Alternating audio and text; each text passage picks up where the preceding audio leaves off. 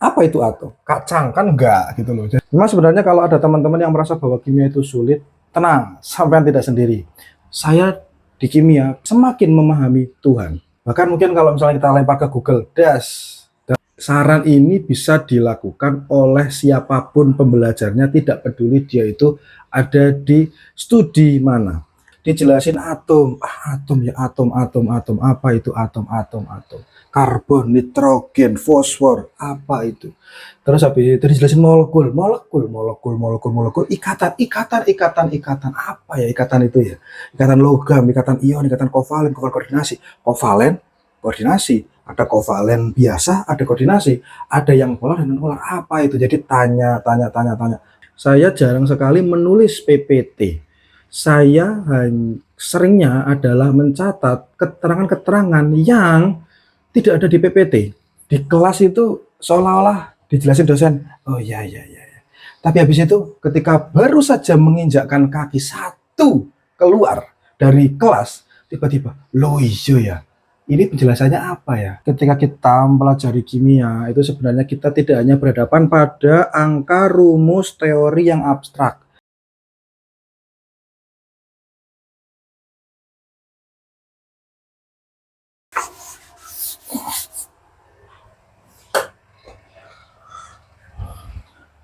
Assalamualaikum warahmatullahi wabarakatuh. Selamat datang di Baru Belajar. Kita sekarang masuk ke episode 2.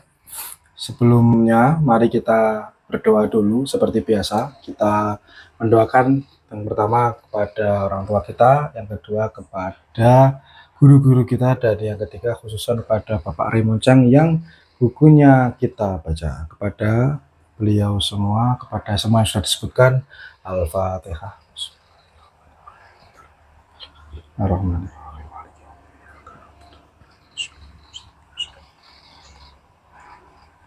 Amin. Oke, langsung saja kita akan mulai pelajaran hari ini.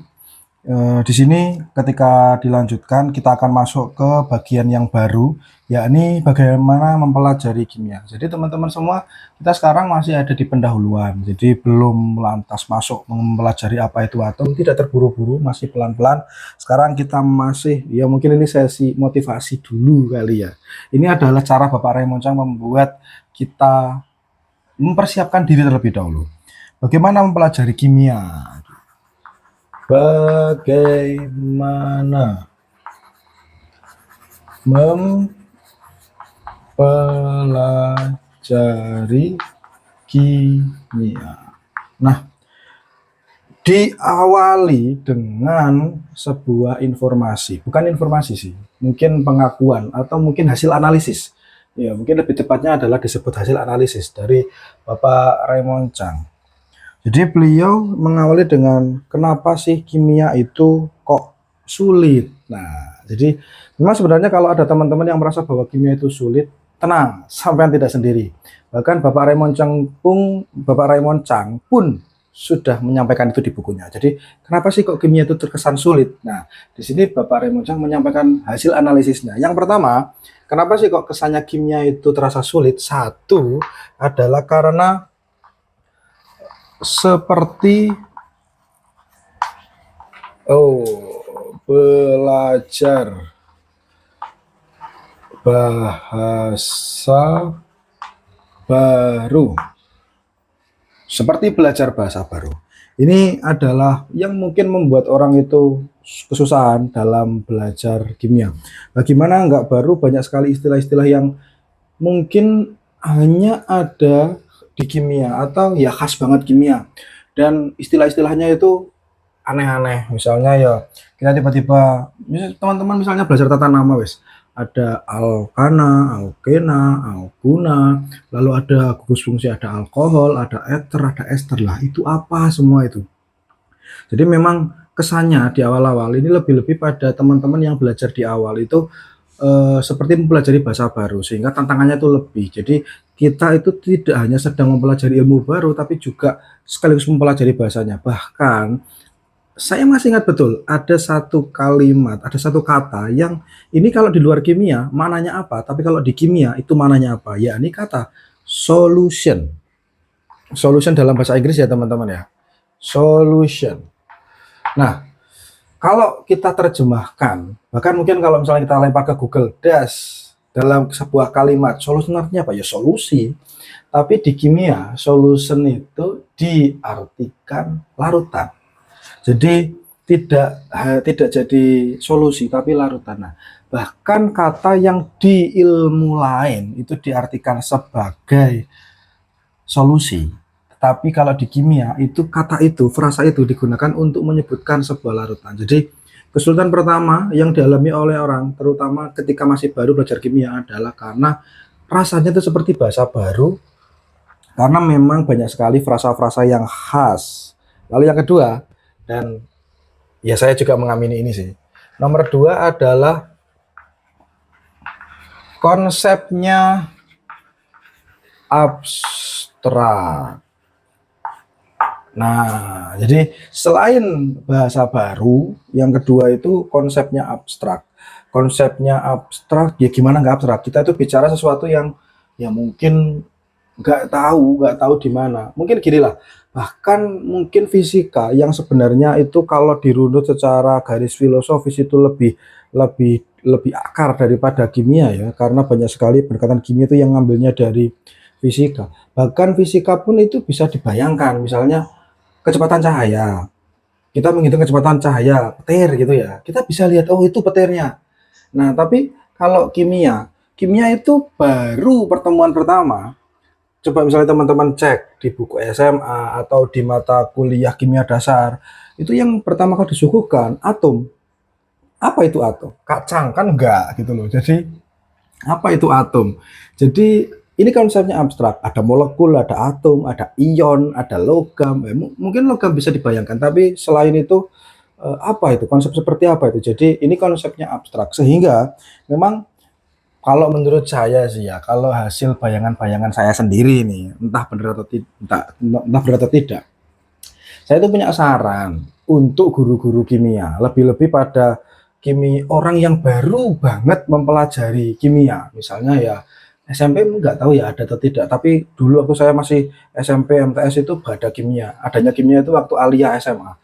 Waktu kelas 1, kelas 10 SMA, pertemuan pertama, karena kimia itu konsepnya abstrak, menurut saya guru itu harus meyakinkan dulu pada siswanya bahwa memang ini tuh ada. Ini tuh bukan sesuatu yang ngayal. Bisa menggunakan sebuah pendekatan percobaan yang sederhana, misalnya membuktikan bahwa oksigen itu ada dengan dengan menggunakan pembakaran. Kan pembakaran selalu membutuhkan oksigen.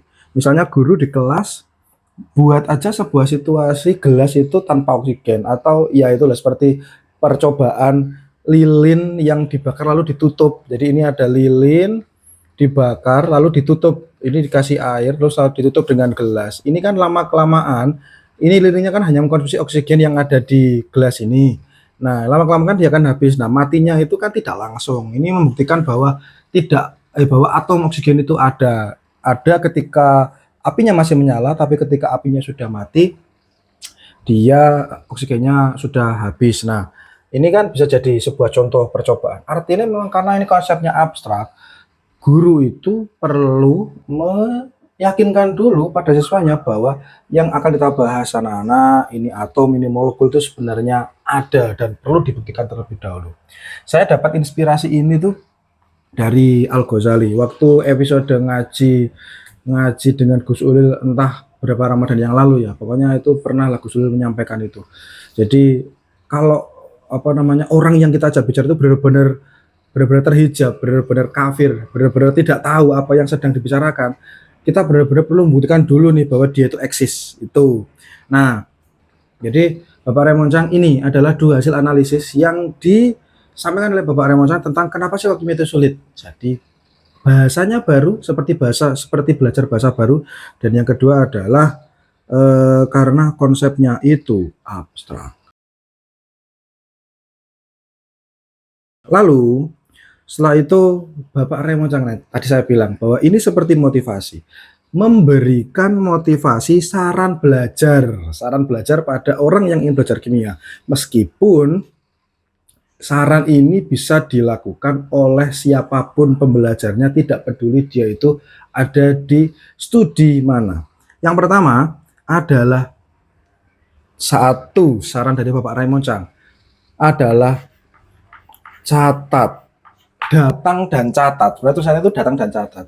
Ini menarik. Ini menarik lebih-lebih ketika kita sekarang ada di dunia digital. Mencatat, apakah mencatat itu harus dengan pena atau buku? Atau bisa nggak kita itu record saja? Ini sesuatu yang sering saya lihat dulu waktu S2 sering, waktu sekarang ngajarin juga sering. Apakah kita cukup dengan ya mendengarkan aja lalu habis itu di record gitu? Apakah bisa seperti itu? Apakah saran dari Bapak Raymond Chang itu saat ini sudah tidak dapat lagi digunakan? Kenapa ke Bapak Raymond Chang itu menuliskan mencatat? Nah, buat saya sendiri sih, tapi ini preferensi ya. Buat saya sendiri mencatat itu adalah proses yang penting. Karena dengan mencatat itu sebenarnya secara tidak sengaja kita itu memasukkan sesuatu pada kepala. Kita mendengarkan sesuatu atau kita melihat sesuatu, ketika kita mendengarkan penjelasan guru atau dosen, lalu ada sesuatu yang masuk di kepala, lalu kita olah, lalu kita pilih, oh ini ada sesuatu yang unik dan penting, kita catat. Kalau dari pengalaman saya dulu, seringnya yang saya catat itu bukan apa yang ada di PPT. Saya jarang sekali menulis PPT. Saya seringnya adalah mencatat keterangan-keterangan yang tidak ada di PPT. Jadi kira-kira kalau misalnya bahwa dosen itu sedang cerita, itu malah saya suka sekali berburu. Kira-kira dari cerita ini apa hal yang bisa saya catat karena pasti itu tidak ada di PPT. Seperti yang misalnya ada dulu pengalaman dosen saya bercerita tentang kenapa fluorofluorokarbon, zat yang berbahaya yang keluar dari AC rumah kita itu banyak membuat lubang ozon di kutub selatan atau di sekitar Chile. Kenapa di Chile? Nah, itu pengetahuan itu tidak saya dapat dari PPT yang ditampilkan, tapi dari ceritanya. Nah, itu menarik. Nah, jadi catat, karena dengan mencatat sekali lagi tidak sengaja ada sesuatu yang masuk di kepala lalu kita tuliskan ulang dengan bahasa kita, dengan cara kita, dengan apa yang menurut kita itu penting. Kalau misalnya ada yang masuk itu lalu nyantol, nah itu sehingga buat saya penting untuk mencatat. Urusan mencatatnya itu di HP dengan cara note diketik atau di kertas itu preferensi. Kalau generasi saya pribadi sekarang masih menikmati buku, masih menikmati fisik. Tapi kalau pakai digital nggak masalah. Tapi lalu yang tadi, apakah boleh hanya dengan di-record? Dengarkan lagi. Kalau menurut saya sih tetap perlu ada proses itu, menggerakkan tangan kita untuk menulis ulang apa yang sudah kita pelajari. Itu. Lalu yang kedua adalah diulang-ulang. Jadi apa yang sudah kita pelajari menurut Bapak Raymond Chang perlu untuk selalu diulang-ulang, dibaleni, didres maneh di hari yang sama, di hari besok, di seterusnya. Jadi dibalen-baleni.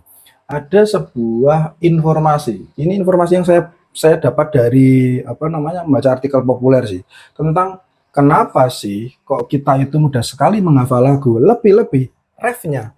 Kenapa kok kita itu mudah menghafal lagu lebih-lebih refnya? Karena refnya diulang, teman-teman. Ada dua situasi kenapa lagu itu mudah sekali diingat dan lebih-lebih refnya. Selain karena diulang, karena pembawanya adalah fun. Sehingga kalau kita itu mau jadi pembelajar yang ya ingin menguasai sesuatu, berarti mental ini bisa dibawa. Bagaimana mental menikmati lagu itu? Ya ini mental diulang-ulang dan mental suka pada sesuatu itu, seperti lagu itu. Jadi itu diulang-ulang.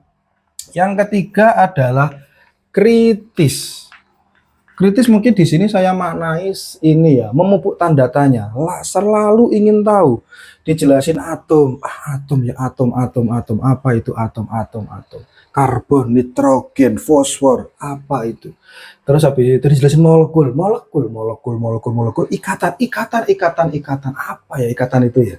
Ikatan logam, ikatan ion, ikatan kovalen, koordinasi.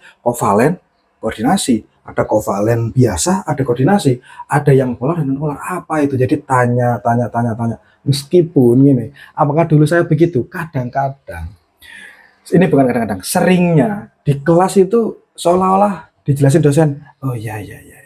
Tapi habis itu ketika baru saja menginjakkan kaki satu keluar dari kelas, tiba-tiba, loh iya ya, ini penjelasannya apa ya? Nah, kalau muncul pertanyaan seperti itu tanda yang bagus saya kira, dan catat.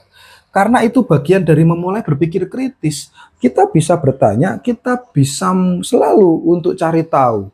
Jadi salah satu hal yang perlu selalu diwaspadai agar tidak hilang dari orang tua adalah selalu perbanyak rasa ingin tahu seperti anak-anak. Nah, itu berpikir kritis. Nah, Bapak Raymond Chang memberikan saran ini yang ketiga. Yang keempat adalah tanya pada diri sendiri. Wah, ini bagus sekali sih. Tanya pada diri sendiri. Tanya apa pada diri sendiri? Tanya pada diri sendiri apakah kita itu sudah tahu atau sudah paham materi itu atau belum. Nah, Bapak Raymond Chang itu memberikan saran, coba deh kamu misalnya habis belajar apa, coba sharing ke temanmu, lalu ceritakan apa yang kamu pelajari itu ke temanmu. Kira-kira kamu bisa menceritakan itu dengan baik atau tidak, atau ya apa namanya, kira-kira temanmu itu paham nggak sih dengan apa yang kamu ceritakan. Sebenarnya cara ini, tanyakan pada diri sendiri, itu termasuk apa yang saya lakukan sekarang ini. Di setiap malam Jumat, setiap maghrib, saya baca buku Raymond Chang. Saya belajar, saya baca pelan-pelan. Lalu habis itu, saya ceritakan ke teman-teman. Loh kok misalnya saya ada sesuatu yang nggak paham, nah itu saya bisa tanya pada diri sendiri, oh saya masih nggak paham tentang ini. Dicari lagi. Saya kira adanya AI sekarang itu sangat memudahkan sekali ketika kita masih perlu tambahan materi, kita masih belum paham. Kita bisa memanfaatkan teknologi-teknologi itu agar lebih baik, agar lebih mudah memahami, seperti itu.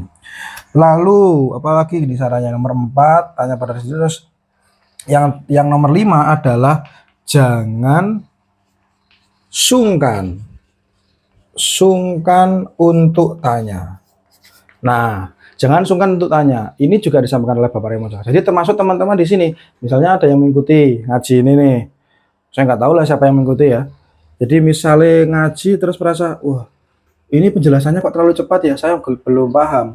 Dan saya nggak punya kesempatan untuk tanya sama teman-teman, nggak punya kesempatan untuk tanya sama saya. Ya mari kita manfaatkan kolom komentar itu.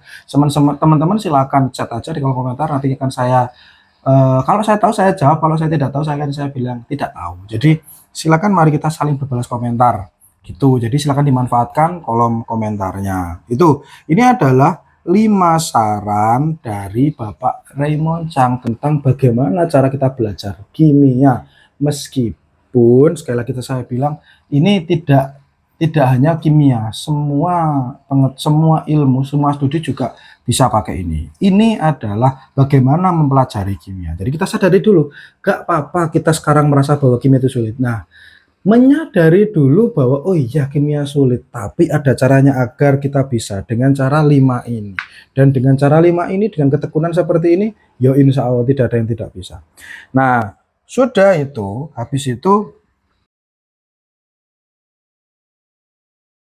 Bapak Raymond Chang memberikan motivasi lagi bahwa saudara-saudara sekalian yang baca buku ini, kurang lebih kalau Bapak Raymond Chang ngomong seperti itu ya, saudara-saudara sekalian yang baca buku ini, ketika kita mempelajari kimia itu sebenarnya kita tidak hanya berhadapan pada angka, rumus, teori yang abstrak.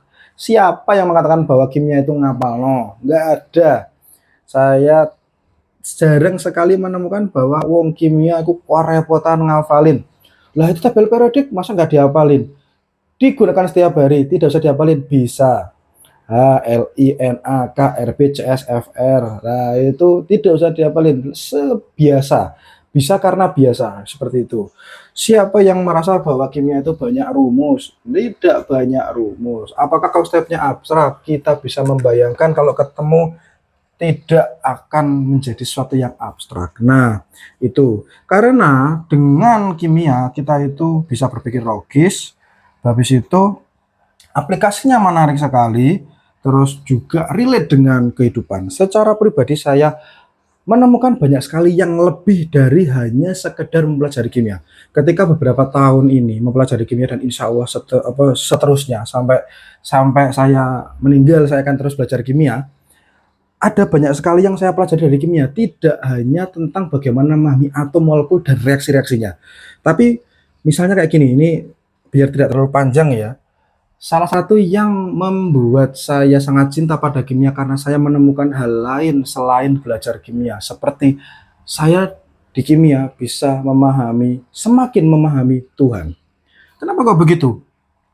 Coba kita bayangkan bahwa salah satu sifat Tuhan adalah tetap. Sementara yang tidak Tuhan, yang makhluk itu tidak tetap. Kita bisa bayangkan atom. Saya sekarang ini, pada detik ini, dengan sekarang ini, di detik ini, itu beda. Karena apa? Karena ada CO2 yang keluar dari tubuh saya dan ada oksigen yang masuk ke tubuh saya. Sehingga komposisi saya baru ini dari detik ngomong pertama dengan detik ngomong setelahnya itu beda. Nah, itu makhluk. Karena kita selalu berubah, bentuk makronya mungkin sama, tapi kalau kita lihat secara mikro di atomik berbeda. Tuhan tidak begitu, Tuhan selalu sama. Nah, itu ketika memahami kimia, saya akhirnya ya lumayan bisa memahami apa namanya eksistensi Tuhan. Oh, Tuhan itu begitu tuh dan makhluk itu begini. Jadi saya mendapatkan banyak hal. Ya kapan-kapan bisa saya sampaikan yang lainnya. Saya kira itu untuk hari ini. Tidak usah panjang-panjang, dikit-dikit yang penting istiqomah setiap malam Jumat setelah maghrib. Terima kasih, semoga ada manfaatnya. Saya akhiri, Assalamualaikum warahmatullahi wabarakatuh.